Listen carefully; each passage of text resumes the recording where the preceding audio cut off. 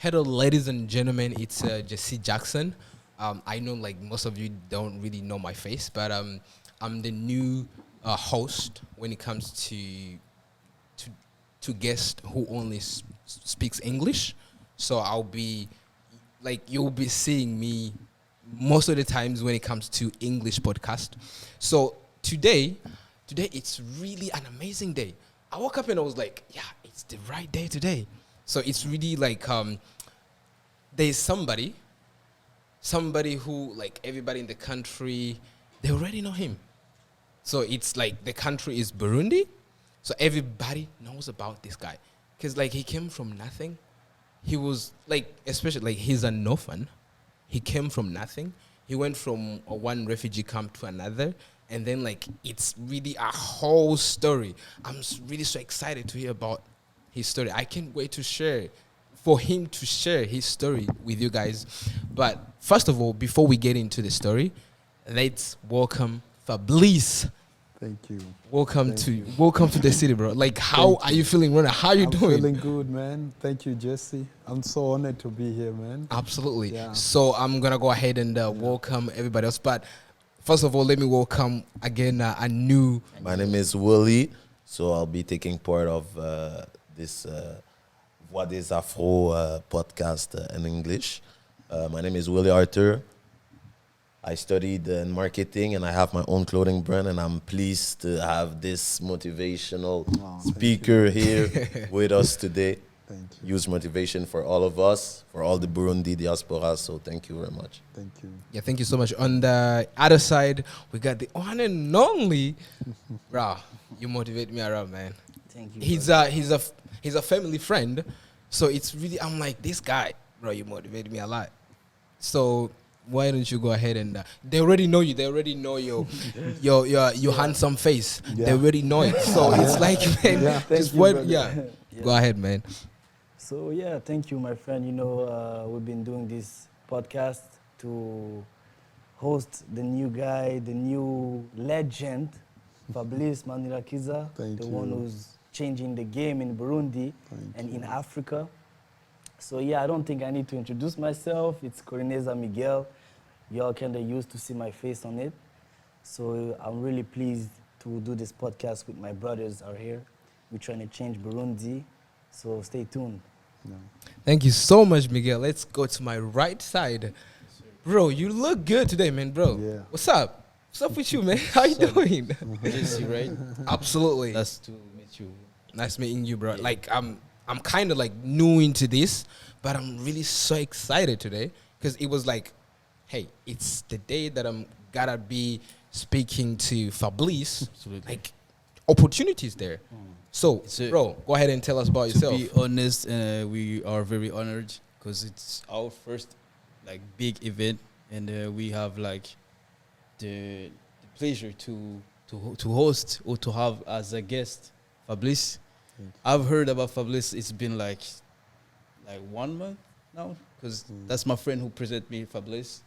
And yes, I went to do my research, but I'm still learning about his story. I'm still learning about him, and as a member, as a member of a community, the Burundi community, I'm more than honored, to be honest.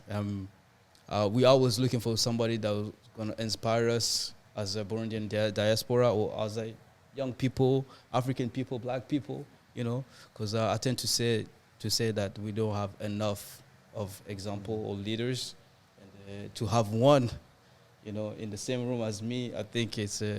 I really want to talk with Fablice because I'm really somebody who think a lot about different aspects and perspective, and I think I have a lot to learn from him, to be honest.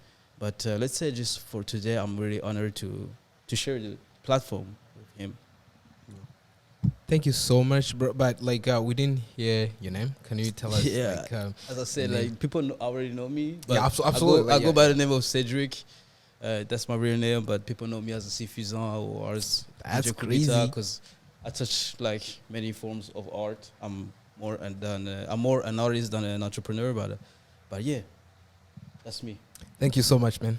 So why don't we go ahead and we start with Fablice telling us his story. It's really me. I know his story. I know like everything from the beginning to the end. But it will be much better if he's the one telling his story. I was blown away seeing somebody from zero to billions and billions. Now I'm like, bro, he's young. Don't get me wrong. He's really young. So why don't you go ahead and start right now? Welcome. Yes, sir. Thank you very much, man. Thank you. So how is everything going? First of all, before we even begin, like, Yeah. how did you see the city? How is everything going? Bro, So far. I want to stay here, man. I want to stay in Montreal. I don't want to go back. That's how much I love this city, man. I think my bro Miguel been taking me around, and you know, I just love it. And I love the spirit of young people, man. Look at us. Yeah. This is a young people spirit, we're bro. shining, I yeah. really feel like this is a city that is about to be, you know, changed or driven by young people, especially Burundians. Yeah. Well Yeah. said. So as I said in the beginning, Yeah. I'm really excited. Wow. Me, I know your story, Yeah. but like I can't wait for the world Yeah. to hear like where you came from, Yeah. where it all started. Because I know where it all started from Yeah. because I had your story. Like I followed you. I know like where it all went. So I can't wait for you to share with everybody else like how everything is possible, how you went from nothing Yeah. to now building Yeah. almost like everywhere in the city, in the capital city. Especially, bro, it's really hard in the capital city. Yeah. So Yeah. I can't wait for people to hear your journey because like Thank you'll you, be a better person Thank you, bro. to say like every detail. Like I can say your story, I know your story, but you'll be a better Yeah. person to tell yourself Word. because you feel it. You That's know, right. like this is my story. That's right. So like without delaying, Yeah. why don't you get in it? Yeah. Thank you, Jesse. My name is Fablice Manirakiza. I am a young Burundian, just like you guys. I was born in Burundi. Unfortunately, I was born during the Civil War.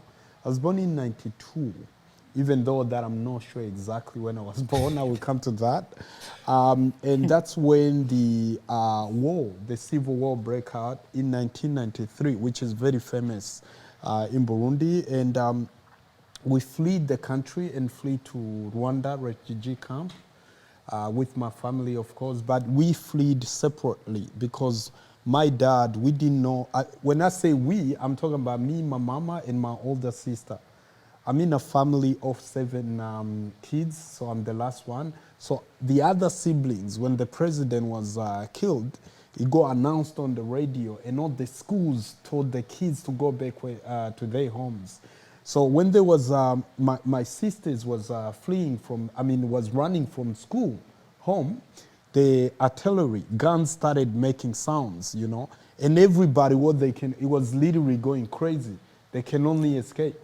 So my siblings was also running away, and then they found themselves, some way, somehow, we reunited in the refugee camp in Rwanda.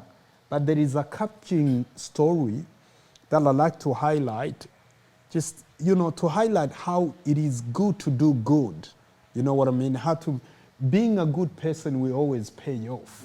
Because I remember, you see, the district we lived in Ngozi, it was a district called Mumba, right? So my dad was rich man, I heard. And he would literally feed the kids on the street. Every Sunday he would do this thing.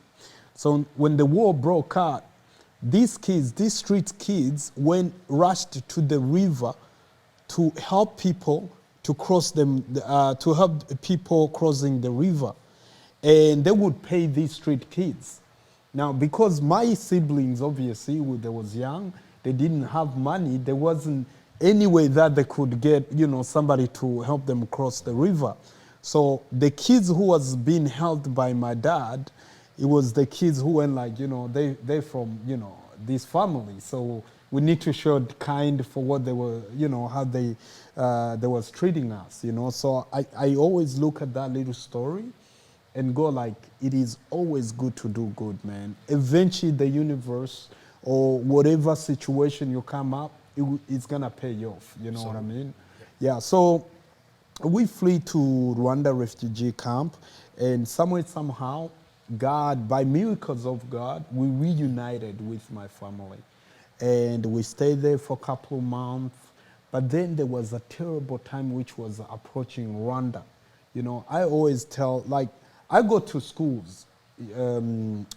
Well, just to sort of skip the story, Yeah. you know, I'm a diaspora from Australia. So in Yeah. Australia, what I do, I sort of go schools and different conferences talking about my story, you know. So I remember I once went to a Jewish school, you know, where only kids from the descent of Jews.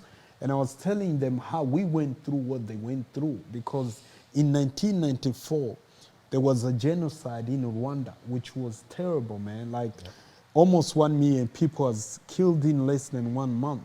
And what hurts the most is the division which sort of brought it. It was like, you know, Hutus and Tutsis, which until now I can't figure out, like, what the hell? Like, who came up with this, man? You don't go to your mother's womb and say, I want to be this type of person. You know what I mean? You got to be proud of who you are. You should be proud of who you are, you know? But looking at what happened that time was terrible. Now, the reason why I'm saying this is it was because when we was in a refugee camp, there was certain people who would go like, you know, you should go back to Burundi because something terrible here is about to go down. And it's that time you just freed from, you know, where everything you had been destroyed. You just don't want to think about it again. So we went like, no, you know, until it happened, man. It happened, so we had to flee again, coming from refugee camp, going to Burundi, where everything we had been destroyed. So eventually we went back to Burundi, and I always said how I've seen my parents coming from being zero to being my heroes. You know, man, if there was people who I think is very resilient, who I think is very strong, who I think they are fearless, is Burundians, you know. Because my parents was able to sort of set us up again and put us back on track, you know. So we then, you know, back on track. But unfortunately, when I was only 8 years old, both of my parents was killed. And I became an orphan boy. And you know, we're talking about third world country, man. Burundi is a very, well, it's ranked at, I'm a guy who's against it, but it's a fact. It's written, you know. It's written that it's a world's poorest country, you know. So growing up in that kind of situation and in that kind of environment where, you know, to get a meal a day, to get a meal on one day, it's a hustle. It was really hard, you know, and it really made me feel like maybe I don't belong to this world.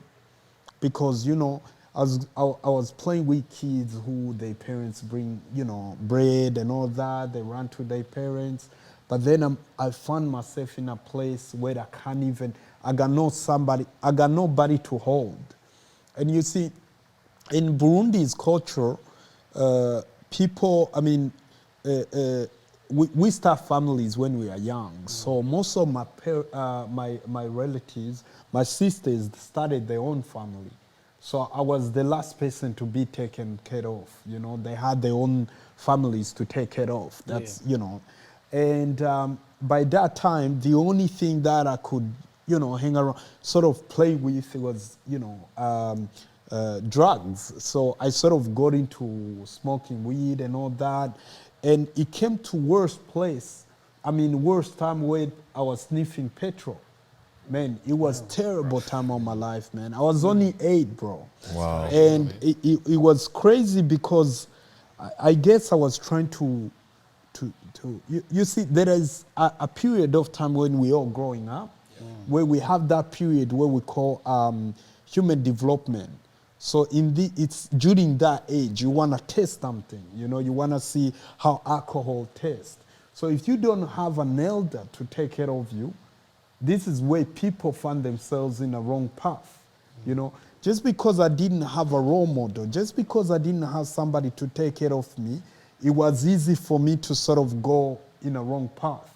So luckily, you know, I thank God that my siblings kept supporting me to stay at school, because there is this spirit in Burundian culture.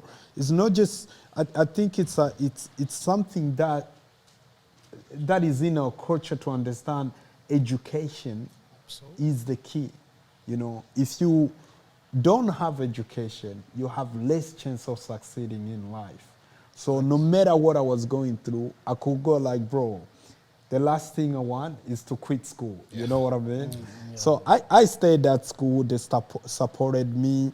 And there was time, I don't normally sort of talk about this, but there was a time where we got, I was among the kids who got kidnapped to become child soldier. You know, and luckily I was, you know, I escaped after 2 weeks and all that. But it was, you know, in general, it was a terrible time of my life, you know. So when we escaped from, when we returned from a refugee camp or in Rwanda, my older sister couldn't return back in Burundi with us. So she went straight to Tanzania refugee camp. So all this time she was living in a refugee camp in Tanzania. So when I was going through this terrible time of my life, she came to Burundi. There was a program of UN for, you know, the refugees to go and check out the country, you know, those who want to go back home, they can get back home now. And when she came, she found me in a terrible situation. And that's when she told my other siblings that I should join her in Tanzania refugee camp, that we might get, we might go somewhere that is nice, that is protected. Because there was people coming, there was refugees coming to Canada, there was refugees coming to America, Australia. And then my other siblings couldn't hold back. They're like, take him. You know, but because it was a process, I had to wait for a couple of months. This time of me waiting made me quit school. So I literally, it got worse. You know, I think it was that time when I'm like, I look back right now and be like, if I didn't get accepted or if I didn't go right now, in fact, I couldn't have, I would, I don't even know the way of saying it, but I wouldn't be existing by now. You know what I mean? So yeah, I sort of waited a bit, going through all this terrible time, and then I went to Tanzania refugee camp. Now, it wasn't that kind of process where you just given documents and you take a flight or a bus and go to a refugee camp. For me, I had to break into a refugee camp because I didn't have documents, you know. And now this is where this story gets tricky, because you see, I was named by my parents Fablice. And because they died young, I can't remember, but I think I was born in 1992. And when I got in a refugee camp, I found out my older sister, so there was, every Saturday they will go to this place called Stock where they go to get food, right? And they would take this little card where if you have a family of 2, you just get food for family of 2. And because the food which was given by the UN, it wasn't enough, so they would do, they would increase the number of people even if they don't exist. Trying to get more, you know, more food. Yeah, so there was a person that my sister put on the card who didn't exist, whose name was Fablice Manirakiza, who was born on the 31st of December 91. So for me breaking into a refugee camp, I had to become this person. Okay. So right now, if you see my passport, if you see all my legal documents, my name is Fablice Manirakiza. And I was born on the 31st of December 91, which means you get to celebrate my birthday every time on New Year's Eve, you know? But then, you know, so that's how my identity literally changed, man. So me, right now I blog about, you know, being Fablice, but it's not my legal document, but maybe just because that's what I want to keep, at least for my parents, you know what I mean? Yeah, so I got into refugee camp. I'm a new person. I don't know what's going on out there. But then, because I felt like it was just a transaction. A transit. It was much more sort of I get there, and then we jump in a plane, and then we just go to these places I normally watch on movies, like those kung fu movies we used to watch when we were young. But then I got there. I ended up spending in a refugee camp a whole year. And bro, if there is one thing that I wish you not to go through, it's a life in a refugee camp, man. It was literally terrible. It was worse than the time I was in Burundi. It got so worse that I wished I could go back to Burundi. Really, man? It was so terrible that, as I told you before, the UN would bring food to refugees, giving us a fortnight, 2 weeks talks, but it would only last for a week. Mm-hmm. And a refugee camp, it was literally like a prison because we were not allowed to go outside the refugee camp. And if you go outside refugee camp and you get caught, bro, this is a place where your friend is killed and you have to take that as a normal thing, And if you get caught, outside the refugee camp, you would either get killed or you would get beaten. And it was just a normal thing, And I remember the other stories that I always talk about is, going to school and, we go to a school, there's no windows, we have about, 50 kids in a class. And if you are late 5 minutes, man, you guys know the story, man. You will get whipped greatly, man. Yeah. You know that. Yeah, absolutely, man. Yeah. Bro, one day we got late, me and my nephew was forced to whip me 100 times. Really? This is like, it's your homies, How many crazy. times, sorry? How many times? 100 times. 100 whip. Bro, Yeah. that's crazy, man. That's how crazy, man. Yeah, and it was so terrible in a refugee camp that, if I talk about witchcraft which was being practiced there, it would be too much. Yeah, This is how crazy it was, Yeah, man. I know how. Like, in general, life in a refugee camp was really like living in hell. That's how bad it was. So after 1 year, we got interviewed by a country we never knew anything about, and we got accepted. If there was anything that I knew about Australia, it was a red skinny kangaroo I used to see on a little matchbox. Yeah. When I was young.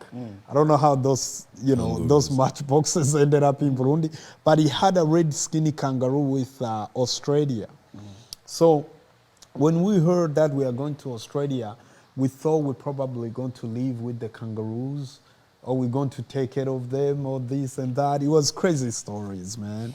But then the other thing I remember, because in a refugee camp, the people who was there, I think the level of education was very low.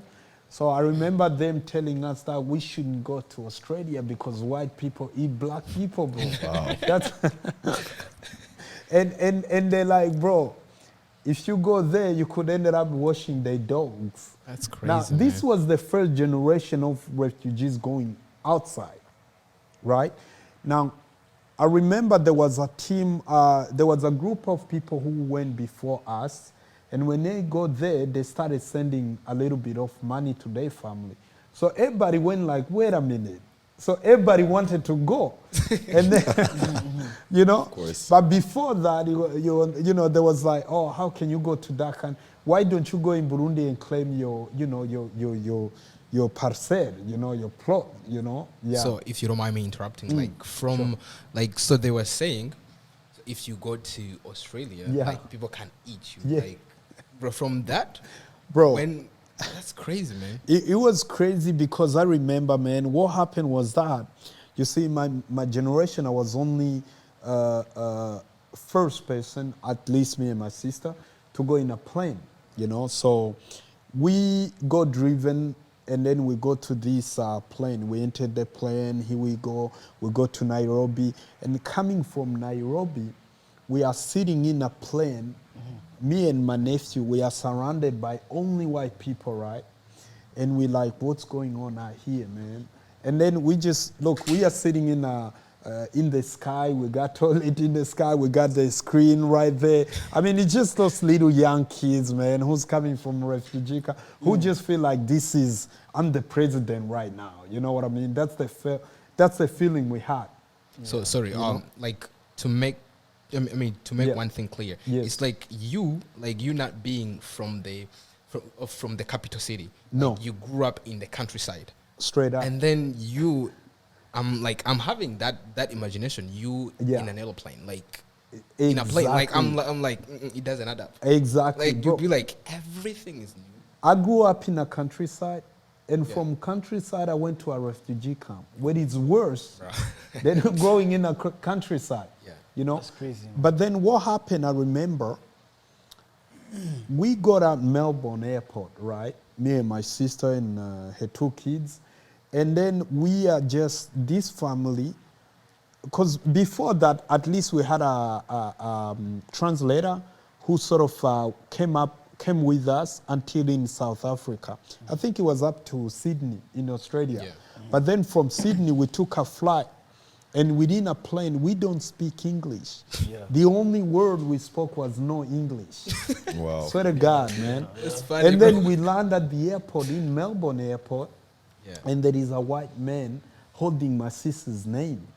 So we are there, very intimidated, like literally scared, and be like, that's the man who's going to eat us. Oh my God. Oh, Lord. That's the fear which was going through us. So we had to stay away from him for about 10 minutes and be like, perhaps there is another, just because he had my sister's name. We're like, hey, bro, he's there, and then Ready to eat. we took a risk, and then we went to him, and he drove us from the airport all the way to this place called Dandenong, which is about 1 hour, going through the city center.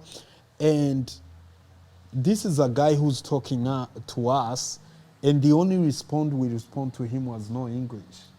How are you guys? No English. Blah, blah, blah, no English. So you can imagine the awkward, moments we sort of went through. So we went all the way to the hotel, and that time he left, and it was a relief for us, but we said, look, we are in very dangerous zone. We don't know what's going on right now. We all had to squeeze on one bed. I'm talking about my sister, her 2 kids, and me. And maybe just because of the jet lags, the next day we felt like we've been sleeping for the last 3 days, And then, Excuse the me, next Fablice. day, I want to know something. How old Sure. were you at I that was time? only, I think I was 15 years old. 15, okay. Yeah. So it's after that, the next day, the social worker, they gave us a social worker who spoke Swahili. We're telling him about all these stories. He's laughing. He's laughing. He's like, bro, you've made it, man. This is a heaven. And we was just rejoicing. I mean, being there, for me, I describe it like I felt like I was swimming in a chocolate river, man. It was literally a life-changing. Now, just to fast the story a bit, because of the work I was doing, there was the Australian National TV wanted to do a documentary on me, and it was a series featuring in this episode called My 24, and it was the 24 hours that changed my whole life. I think it's on the internet. You can search up Fablice My 24. And what it's talking about and what we tried to captivate, it was, for me, I described it like coming from hell to heaven, And it was just little moments like what I'm talking about, coming from being in a refugee camp to Australia, where you literally have everything, man. Like, so my story can be told in a whole day, bro. Yeah. But yeah, that's a little bit about me. That's crazy. Nice to know some stories about you, because Yeah. we know Fablice as the Ubaka Nation president, Yeah. So it's a product already finished. Yeah. We don't know deep Yeah. about him. And it's really like good to know that, because we have a background kind of same. We're Burundian. Yes. and our parents fled the war. So, you know, it's really inspiring to see that. Thank you. And yeah, Thank keep you, man. inspiring us, bro. Thanks, Keep man. it up. I have a Thanks, question for you. Yeah. When did you start believing into your real estate dream? Like, Thank when you. did you want it to, you know? Yeah. So when we got in Australia, I was that kind of kid who felt like, you know what, I can make my dream come true. You know, this is an opening door for me to change the world, in fact. And it was that time where we are watching Bow Wow, you know, Lil Wayne coming up, you know, buying all those fake chains and all that.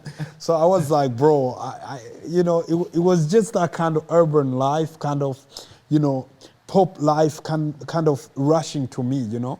So we started music, me and my nephew, with you know, Fly Bees and all that. And we are kicking goals, man, in the community. And it wasn't just music of, you know, promoting crime or sex and all that. No, it was literally talking about stories of where we come from, which I believe stories changes life, man.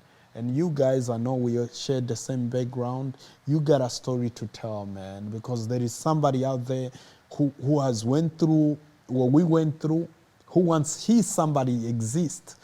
You know what I mean? Who wants his somebody has overcame that, and now they somewhere. You know what I mean? So we're doing all this music and all that. We get awards, we get recognitions, we are being, you know, named this and that. But there was a time I went to do a tour in East Timor, and then you know, I was hosted by the president of that country, you know. And we had about 5,000 people turning up to see us. So when they was promoting this gig, there was like, you know, we got rappers from, you know, Australia and all that. And I got in East Timor, and the impression that I got, I think they thought I was Jay-Z. That's how crazy it was, man. Oh, wow. Yeah, and it was like, wow, you know, it was just good, you know.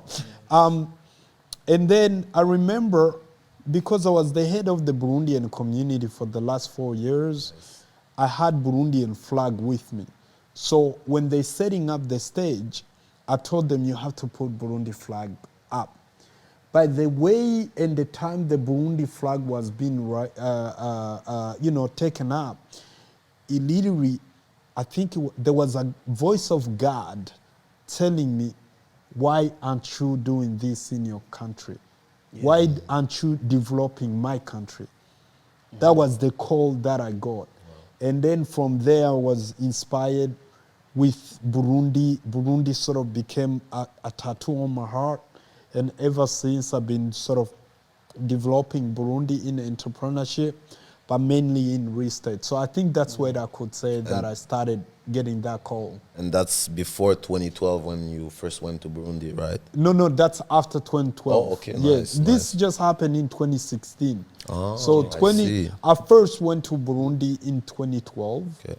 And because I was doing all this music and all that, there is an international organization called ActionAid.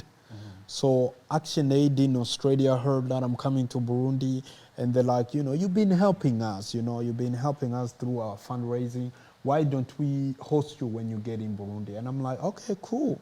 So I went, they literally took me all over Burundi. Wow. They took me to the touristic sites, they're telling me all these stories, and I just found out Burundi is a heaven, man. It's a hidden paradise. The opportunity is there. You can literally make anything you want. Burundi is just where the opportunities are, especially for us. So that's when I had an idea of this company called Come and See Burundi, which is supposed to be a tour operative company. But then throughout the way, I sort of switched it because tourism is not, you know, big deal there yet. Yeah. So, and then I found myself in property development. Nice. Yeah. Congratulations. Thank you, man. I mean, you know, because you were saying that, it reminds me that you were saying something that caught my attention. Yeah. You said that when those people propose to your family to go to Australia, yeah, And then you ask yourself a question, which was, why did they propose us to go back to Burundi and give us a land or a parcel? Yeah. And I want to know, like, is it something that you thought about later, or is it was something that has always been part of your spirit? Because I feel like you have always believed in the beauty of Burundi, and you always wanted to go there since.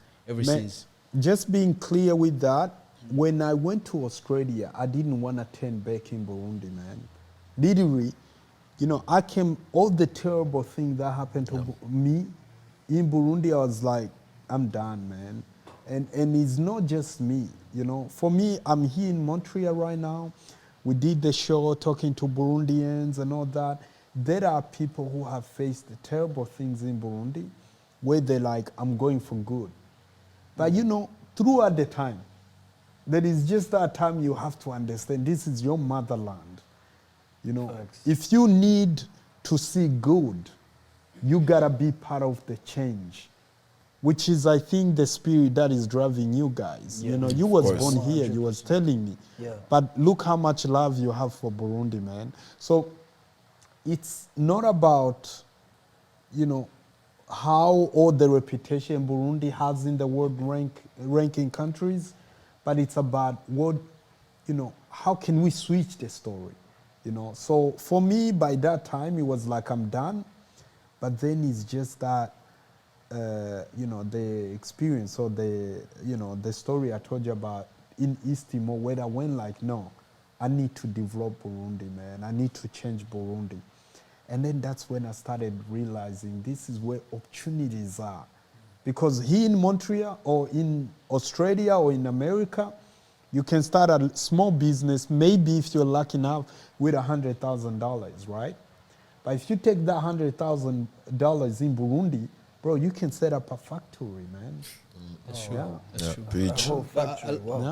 I really love the idea of going back and having like a spot. Oh, yeah. Because this feels like if we're smarter, this is what we should be doing. Because with immigration or with everything that is happening in the world, we tend to see people moving in Africa and building, but those people are not Africans.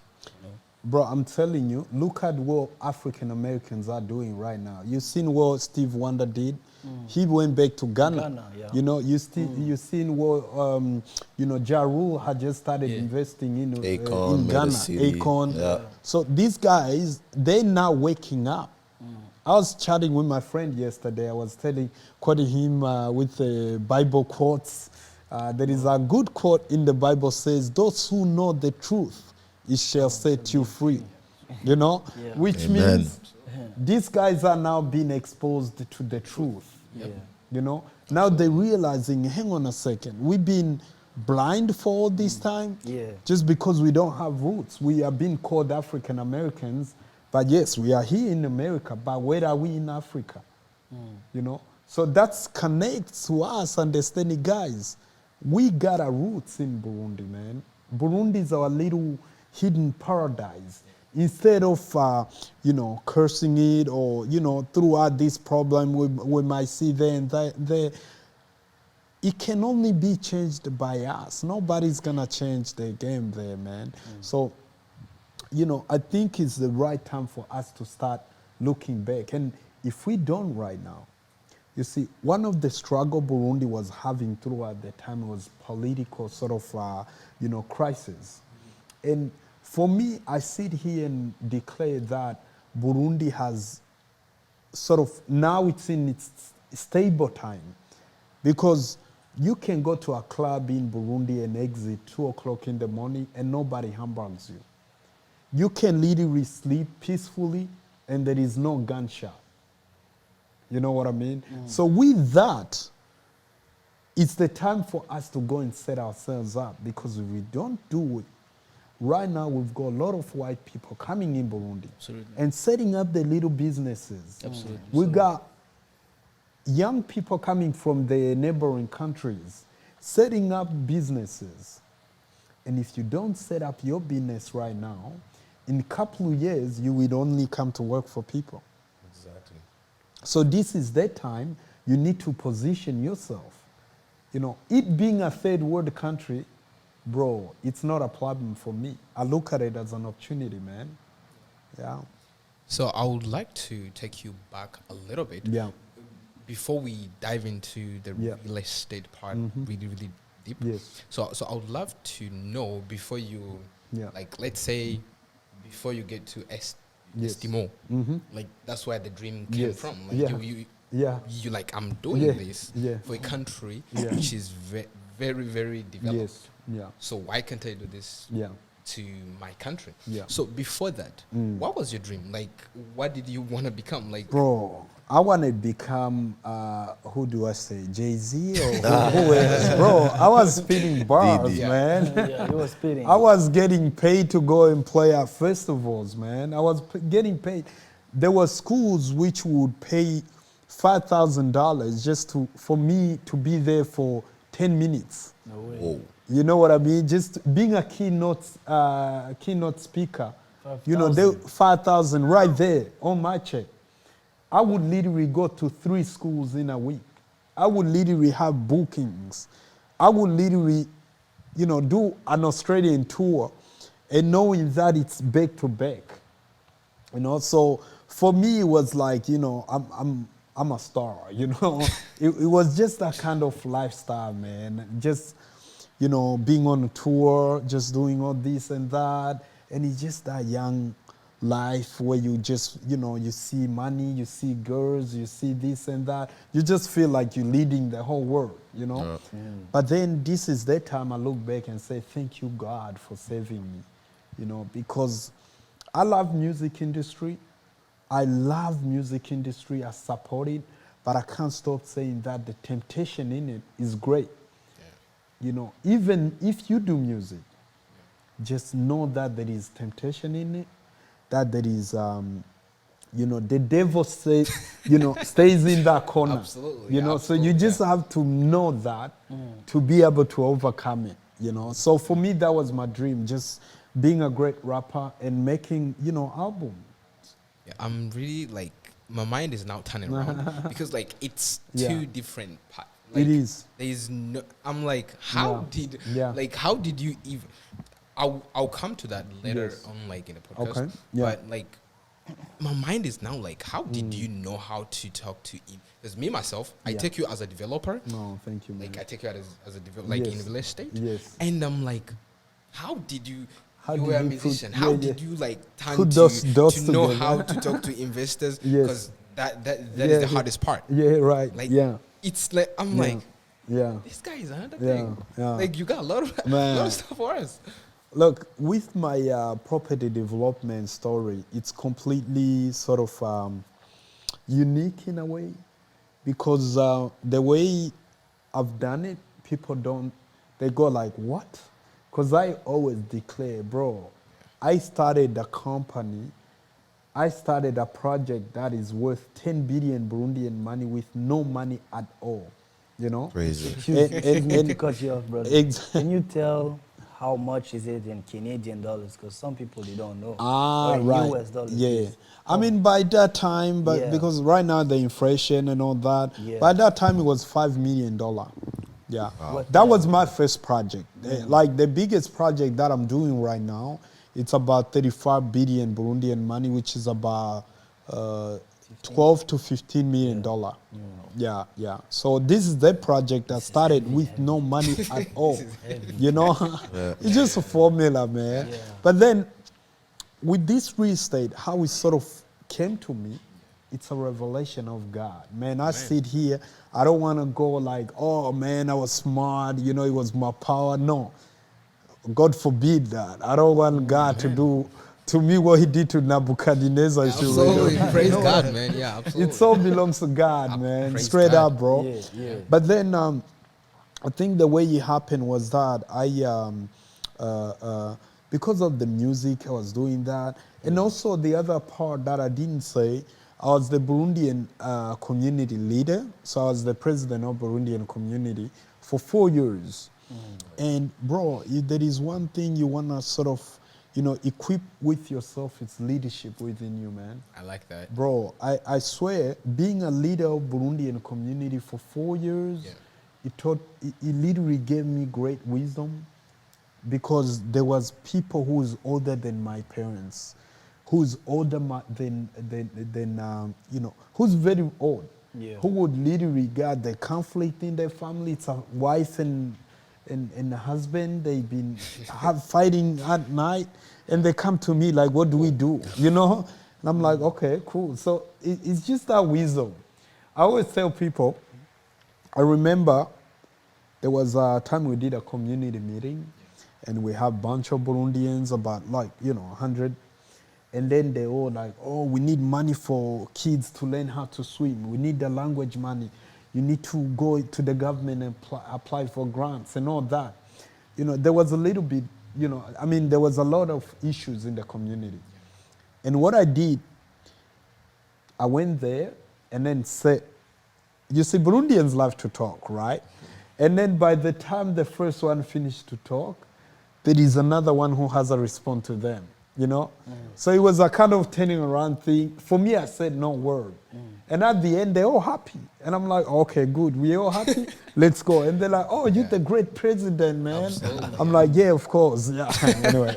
Yeah, so, man, leadership, it's something that I really encourage young people to equip themselves with, because one way or another, you're going to come across the way. And it's really about solving problems that is in the community, which is something that is helping me right now, because you learn how to deal with people. You know what I mean? So after with all this, there was that time, because the other thing which I love about you boys being Burundian drummers, I was a Burundian drummer in Melbourne as well, you know? Yeah. So, and for us, we applied for a grant from the government, and we had to dig the drum ourselves, We did it ourselves. Yeah. Okay, so y'all did the drum by yourself? By ourselves, bro. So it's not like real Burundian. No, it is, bro. We got the logs, man. We got the logs, and we dig them, and then we would kill a cow, and then we buy the cow skin. And then we did, because we got so much elders in the community who used to play drums in Burundi. So we had to do it ourselves. Oh, man. Come and see. Man, I'll send you some links. You will see, bro. It's better than those. I'm pretty sure it's better than yours. I'm not sure. You will see. I swear to God, man. Yeah, so we did that. And then what I was trying to say is that we will go to do a gig, right? And after that, we just go and hang around with the homies. And then we are just a bunch of Burundian homies. We're having barbecue and we're good about it. And then somewhere, somehow, some drinks and all that. And then we start talking bullshit about Burundi. People will go like, oh, Burundi, the government is not capable. Burundi is this and that. And then it come across where I'm like, I want to challenge these guys and say, guys, we can sit down here, keep talking bad about Burundi. Yeah. But what are we doing to help Burundi come out of that situation? This is the question, This is the question. You know what I mean? Burundian problem, man. Yeah. Why y'all keep talking shit? Exactly, man. Y'all not changing shit. Yeah.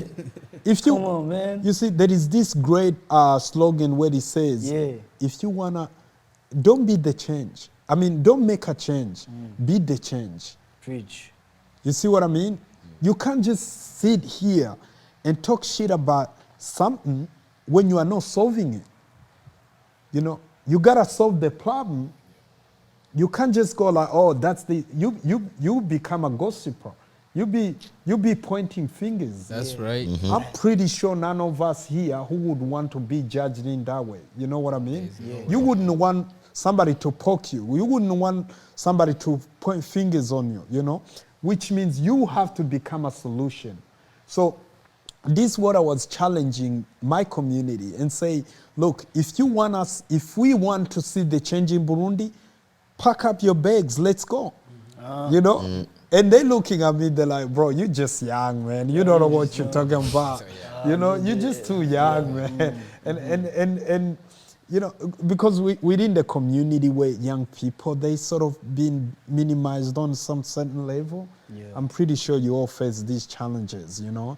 This You go in the Burundian totally, community, they're like, oh, you're just young, you know. true. But I tell you guys, there is a proverb in Kirundi, they say, ukuri ntikuvuga ukuze, kuvuga ukuzi. That's facts. Yep. That's facts. That's facts. You see what I mean? Right, Jesse? Yeah. The truth is not being that's spoken true. by the Absolutely, elder. man. Absolutely. It's only spoken by those who knows. I Absolutely. think You our, know? our Yo, so- elders need to hear that. Yeah, so it's not about you being young, bro. Yeah. Yeah. So the reason why I'm saying this is because that's when I took risk and I went to Burundi. And God, I was in Burundi, I was this place called Cafe Gourmand. I'm looking at I'm looking throughout the city, and I just get another revelation from God, man. Like, build this city, you know. And after that, I started connecting dots and remember how each and every Burundian who lives abroad has tried to build a house home, but they ended up getting ripped off, You know one thing, you know. I don't want to cut you, brother. Yeah. One thing that is crazy is that when I was at Cafe Gourmand, I went in Burundi in 2022. Yeah. I filmed the whole city and I did a Snapchat. I wrote a text saying that the difference Yeah.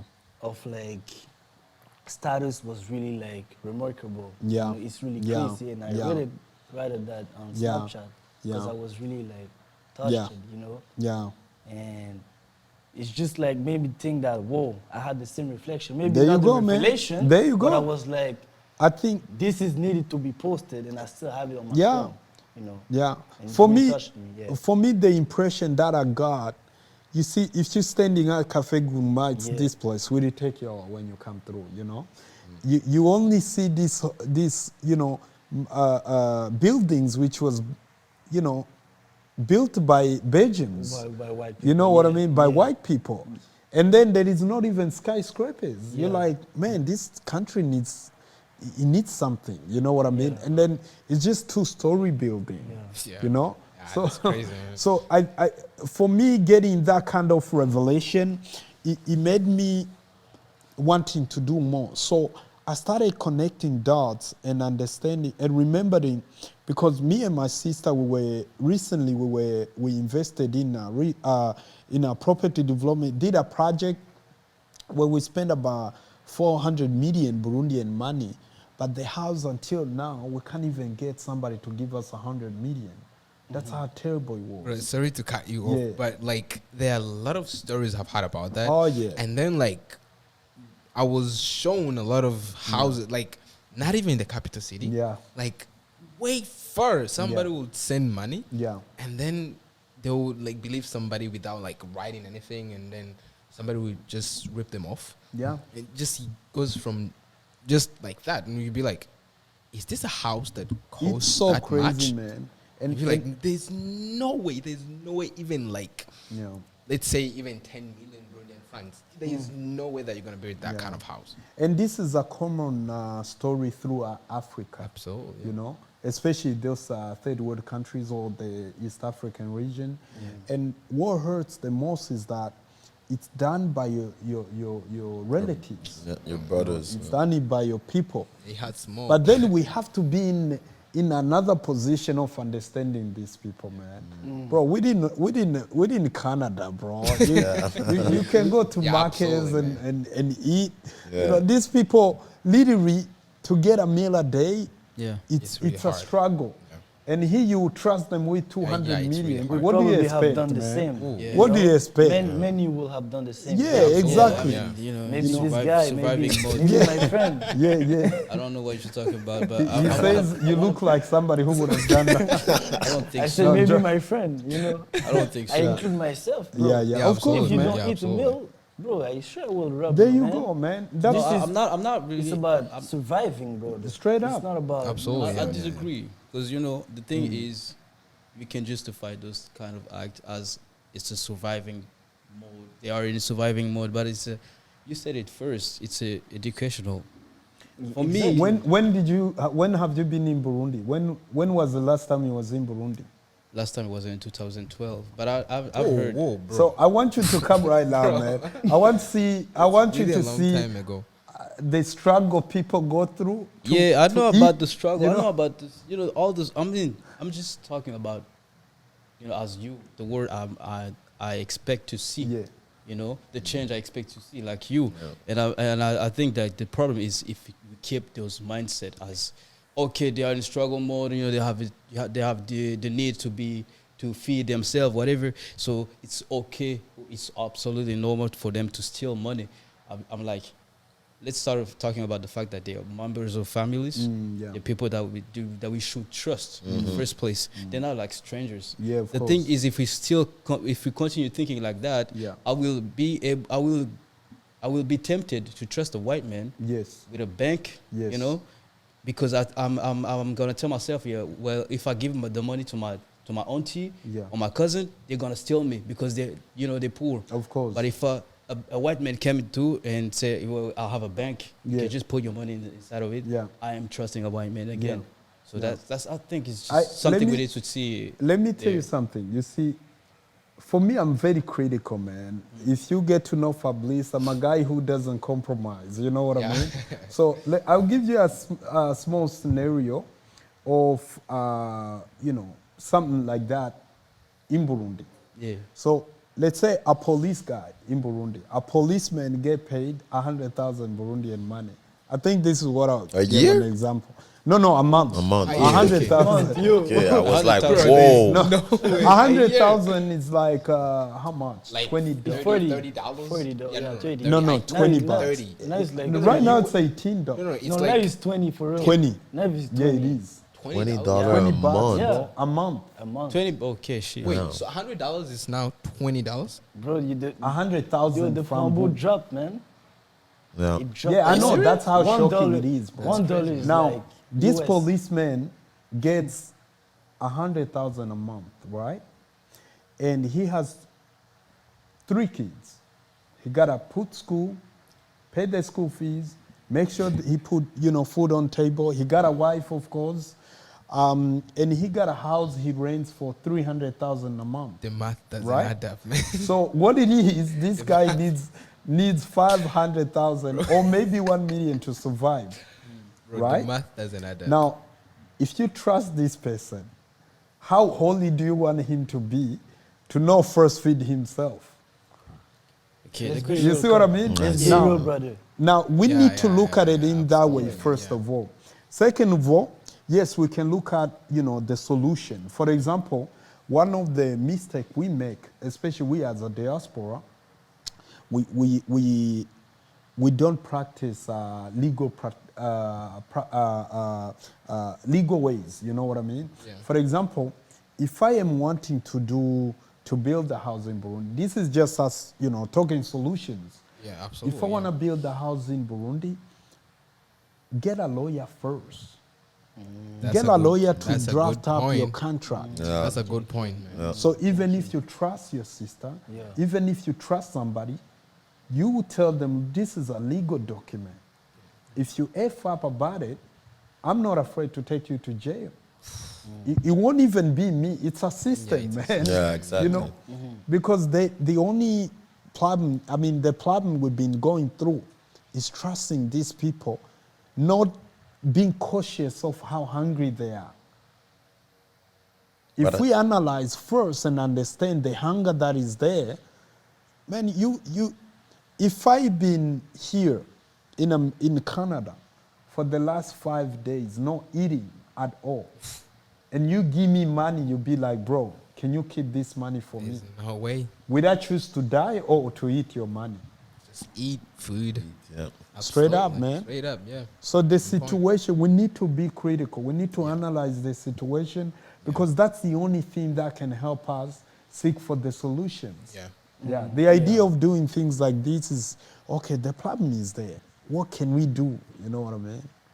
Yeah.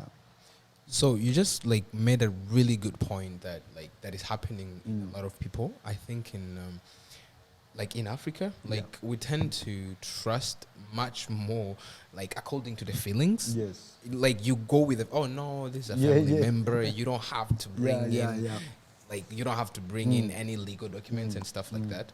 But I think like because I was there last Sunday, Right. like you made that point. I was like, I did. This is the right point. Like you have to.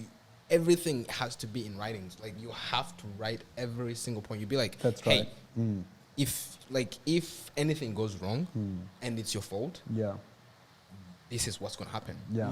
Bro, I'm like, you Yeah. just made a good point, man. And this applies, in fact, it applies in every aspect. Absolutely, You know, yeah. you was talking about trusting a white man. You know why you would trust that white man? It's because there is written documents Oh yeah. of what to do and not to do. This is what the white, I would say, this is what the Western world has done. Absolutely. You know what I mean? Because they have created a system and they have created law. So they all under the law. So in our, you know, struggling countries which trying to catch up, we put the law under. But we need to promote the idea that nobody's above the law, man. Absolutely. Yeah. Facts. That's the Yeah. point. Yeah. Real talk. That's crazy. Like, because it's really hard for even like Africans to follow the law. Like, it's as if like we don't listen. And then like we go to school, we went to school and stuff like that. But we want to go as if we are above the law. We don't want to follow any instructions and stuff like that. But you know what I challenge people, bro? Change the system. You know what I mean? I'm challenging you. That's whose job. That's whose job. You know, the I'm government. challenging you young people. Yeah. I'm challenging you guys. It's us. We to can't change it. we can't be like the people I used to hang around with, Yeah. you know, when I was young. Absolutely, yeah. We have to talk solutions. Yeah. We have to be the change we want to see. You know what I mean? Yes, we understand that there is struggles and all that and this. Absolutely. But what are we proposing, man? If we, this is, I guess, look, I hate to show off. I hate to feel like I'm showing off. But I always tell people, look what I've done. Bro, sorry done sorry this. to interrupt you, but Yeah. like it's not showing off. It's like results speak, like they Yeah. speak louder Yeah. than Thanks, anything. man. You've done, bro. Thank you, bro. You've done Bikorwa so much. biri Thing. vugira. Absolutely, man. Thank You've you, done man. so much. Me, I'm like, I'm sitting here and I'm like, bro, Oh, thank you, this man. is the guy who, Yeah. like, bro, you brought Yeah. like the first Yeah. gated That's right. community Yeah. in Burundi. Yeah. Bro, do you think that is something that is simple? Man, bro. So I why are said- you the only one, bro? Yes. You should talk about Exactly, it. You bro. should be like, hey, I've done Exactly, it. bro. That's It's right. not showing off. It's not Thank you, literally. man. It's You not made a really way showing for off. us, man. There is, Exactly, um, you paved the You made a way. for us. There is a saying that says, for me, I'm inspired when I inspire, right? And how I look at this thing, obviously it's good thing, you know, people get inspired. I'm inspired, I'm good with that. Right. But I'm like, you went from music Yeah. to, I'm like, guy, Yeah, how yeah. did you get that confidence? Because, bro, rich people, Yeah. they can really put you off, really off. Of course. And then you're like, how Yeah. did this guy Yeah. get to, like, get that confident? You had nothing. Yeah. Okay, literally, like, okay, you were from Australia. Yeah. Yeah, you had a little bit of money. Yeah, of course. But not compared to the Yes. people you wanted to Of work course, with. yeah. And they're like, this young man. Yeah. Oh, by the way, we didn't talk about it. Like, Yeah. he's not somebody, 40, 50. No. Yeah, yeah. You were 30. 30. Bro, it's No, I was crazy, even man. less than that, man. And then, Yeah. because the reason why I say that Yeah. is like Africans will like to celebrate lateness. Yes. There's a way if you become successful Yeah. while being young, Yeah.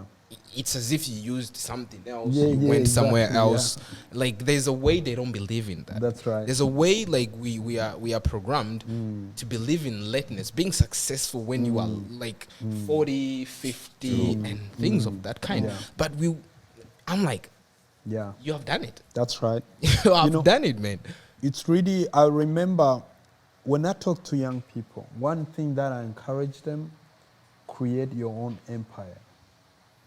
You got to create your own kingdom and be the king in your own kingdom. Each. That's what he used Straight to up. tell me Straight that, up. man. Straight up. Now, the To reason create- why I'm saying this, you know, with the real estate thing, Yeah. there was something that somebody said. I wasn't even in real estate. I wasn't just in music, right? Yeah. And somehow, I think I went to do a gig somewhere, which was a bunch of corporate real estate guys. and they're talking about how in real estate you don't use your money. Absolutely. And then that caught my attention throughout the way. So when I got into real estate, it kind of came back. Now, I'll give you just an example of the project I'm doing right now. Yeah. And just how to seek for fundings, man. but Because the thing, That is- you don't even have to look for investors, bro. Let me tell you what happened. So, with the project I'm doing, it's let's give an example for Lakeview Paradise Estate, right? So, it's a project that is about $15 million, right? And because, first of all, one thing I like to mention. You said 15 million USD, right? Yeah, USD. Thank you. And one thing I like to highlight right here, I think the most important thing is the credibility you create in the society. Yeah.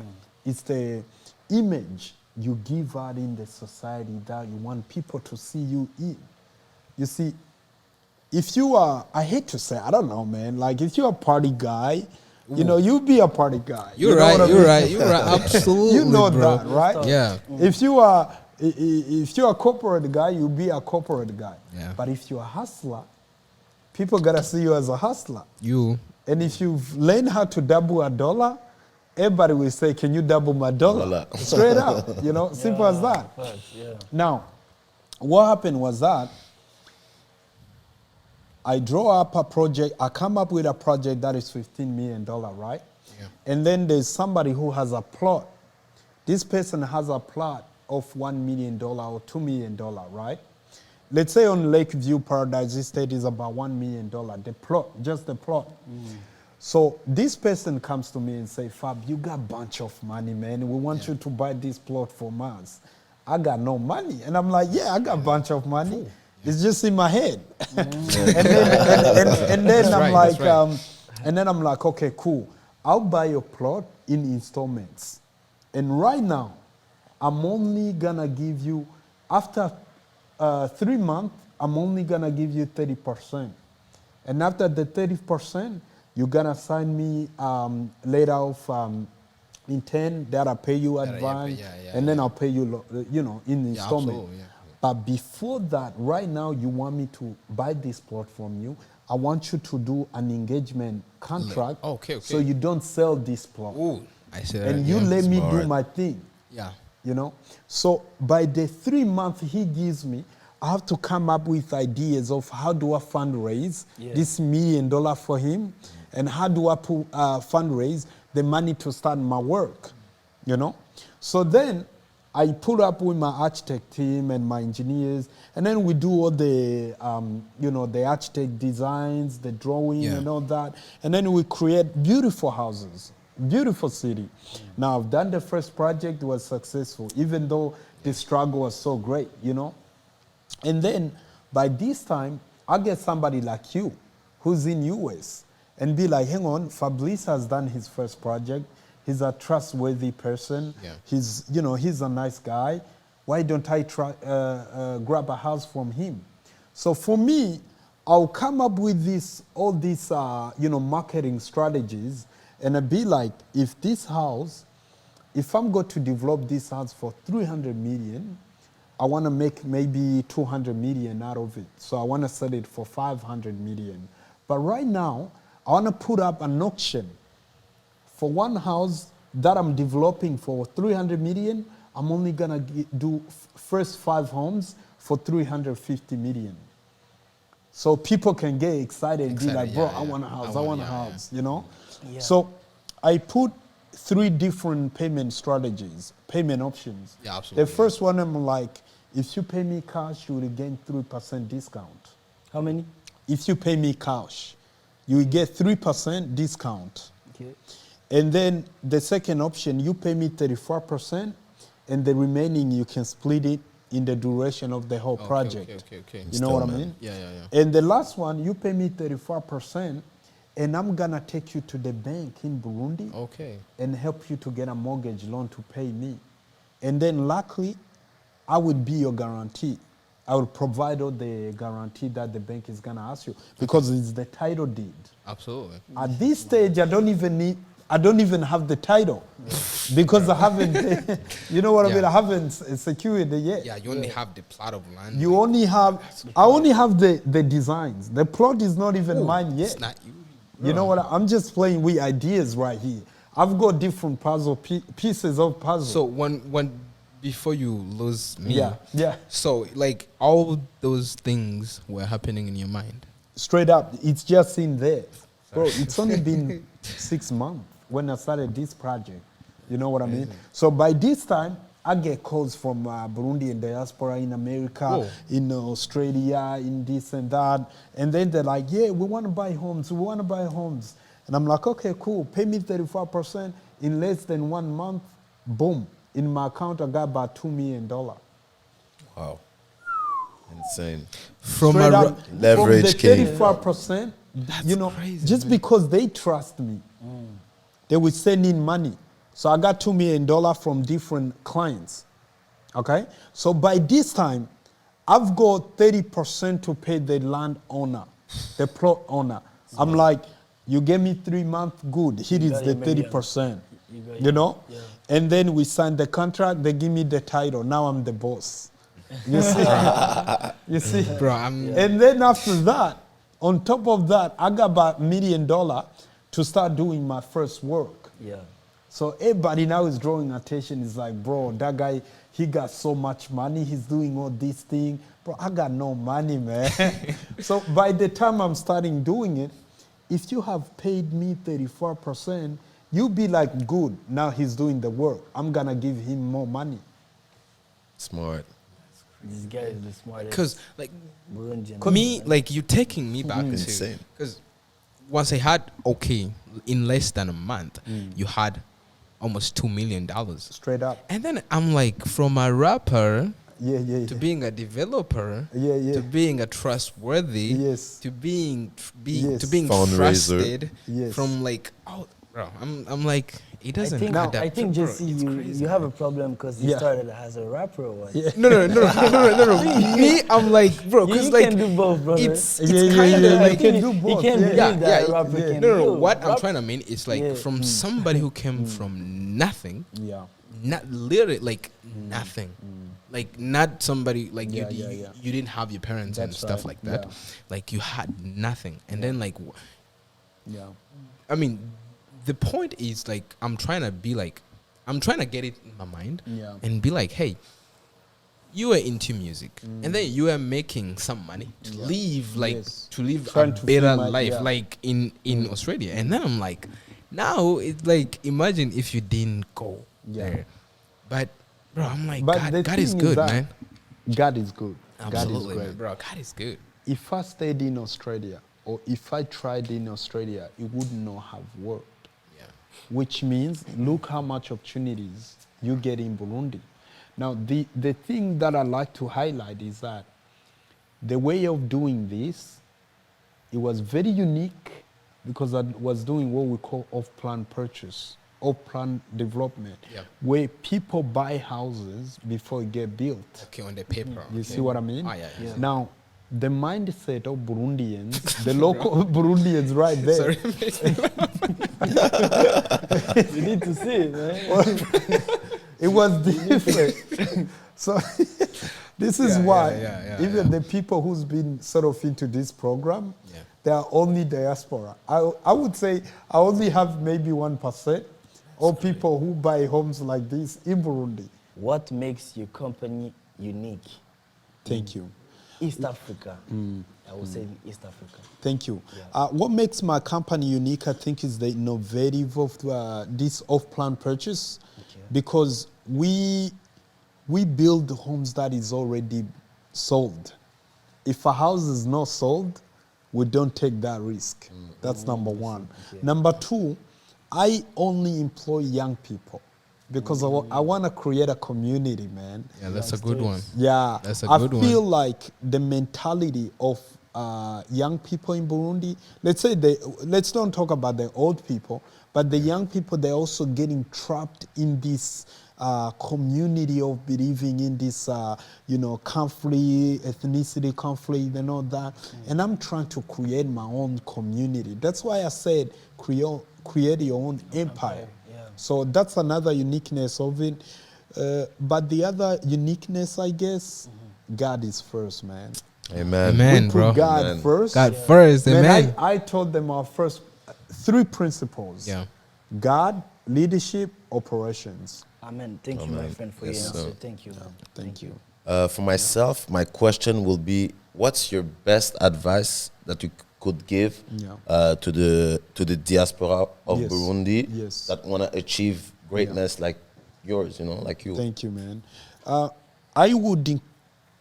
I would tell Burundian diaspora, they are smart, they're unique. Coming from Burundi itself, you are already smart, bro. Seriously. Yeah. And I want these people in the diaspora to understand that we got a power to change the world. Exactly. But to change the world, you gotta start home, man. Man, I tell people, look, what I've done, it's only a drop in the whole ocean.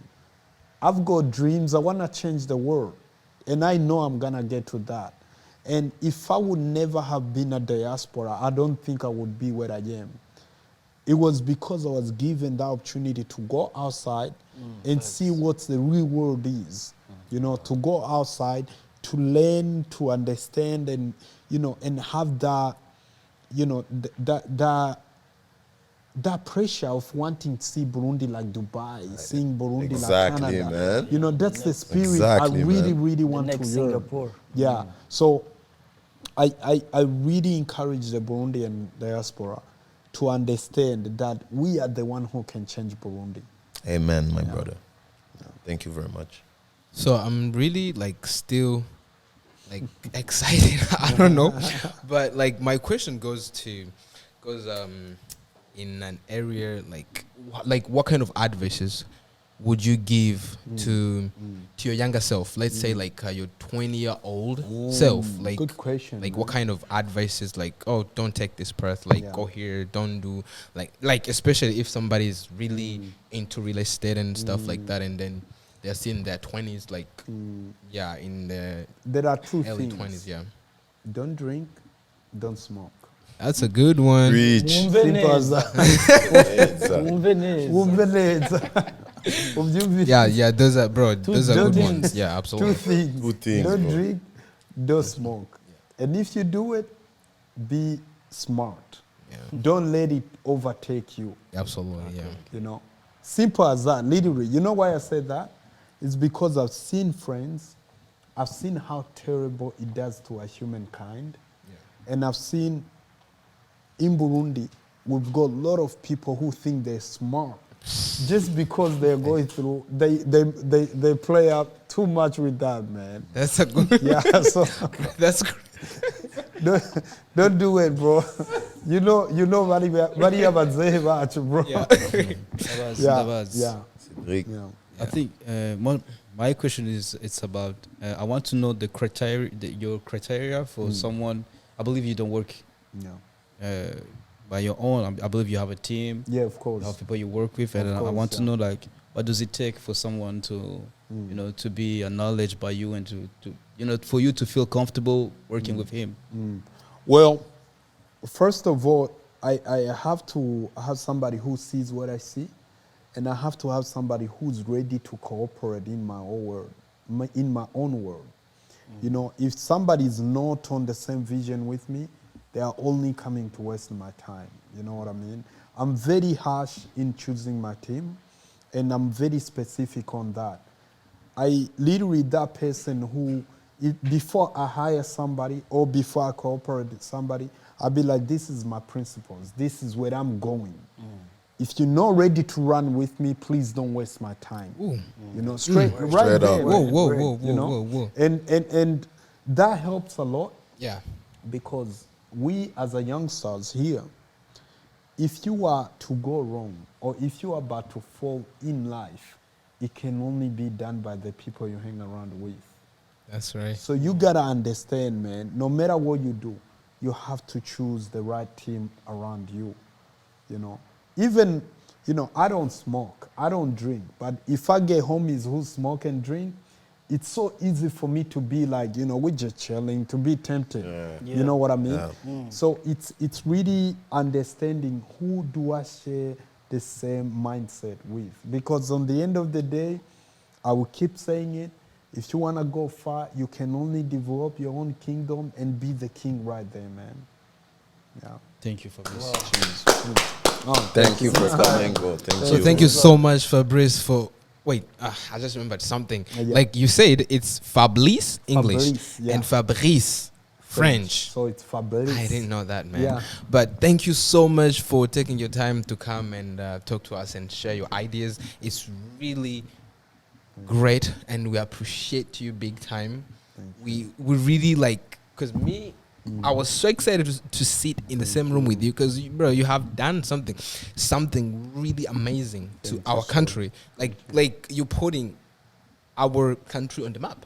Because like right now, like everybody will be like, oh, you're the one who like who brought those communities. Yeah. So thank you so much. We really appreciate you. Really thank you for taking your time.